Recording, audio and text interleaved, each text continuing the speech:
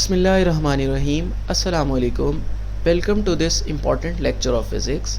इस लेक्चर के अंदर हम एक इम्पॉर्टेंट इफ़ेक्ट पेयर प्रोडक्शन के इफ़ेक्ट को डिस्कस कर रहे हैं, जिसमें हम फोटॉन्स का इंट्रैक्शन देख रहे हैं with matter which is particle nature of photons.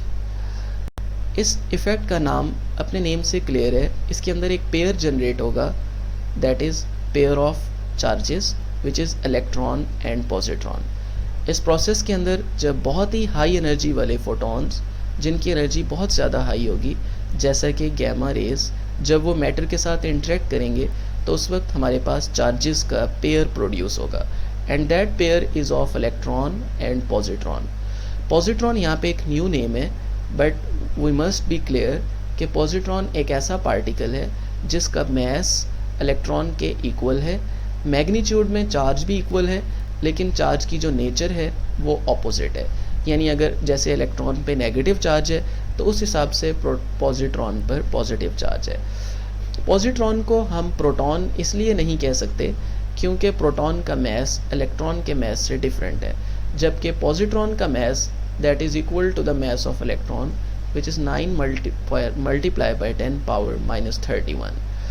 And this process also follows charge conservation.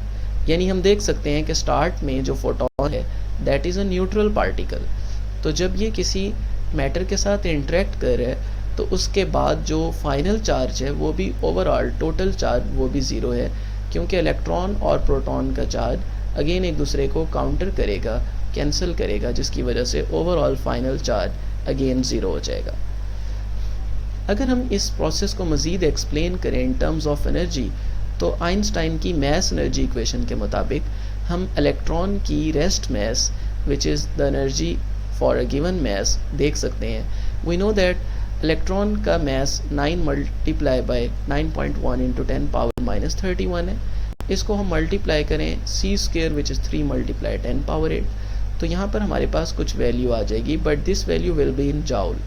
इसको हम मज़ीद इलेक्ट्रॉन वोल्ट में कन्वर्ट करने के लिए 1.6 इंटू 10 पावर माइनस 19 से डिवाइड कर सकते हैं, और यहाँ पर जो हमारा आंसर आएगा वो 10 पावर 6 की फॉर्म में आएगा। और इसको हम मज़ीद मेगा इलेक्ट्रॉन वोल्ट में ले जाने के लिए 10 पावर 6 को ख़त्म करके मेगा लिख सकते हैं। So overall we will focus here on the concept कि जो एनर्जी है that is 0.51 mega electron volt आ जाएगी। क्योंकि इस प्रोसेस के अंदर दो पार्टिकल्स जनरेट हो रहे हैं तो जो टोटल एनर्जी है वो इनका डबल हो जाएगी, which means 1.02 mega electron volt. तो हम कह सकते हैं कि हमें ऐसे फोटॉन्स चाहिए पेयर प्रोडक्शन करवाने के लिए जिनकी एनर्जी 1.02 मेगा इलेक्ट्रॉन वोल्ट से ज़्यादा हो, क्योंकि अगर एनर्जी इससे ज़्यादा नहीं होगी तो उस वक्त फिर ये इलेक्ट्रॉन और पॉजिट्रॉन का पेयर नहीं जनरेट होगा जो कि रिक्वायर्ड एनर्जी है। और अगर कोई एक्स्ट्रा एनर्जी होगी तो वो यूज़ होगी in the form of kinetic energy. इस बेस पर हम पेयर प्रोडक्शन की इक्वेशन लिख सकते हैं कि total energy of the photon is used in 2 ways।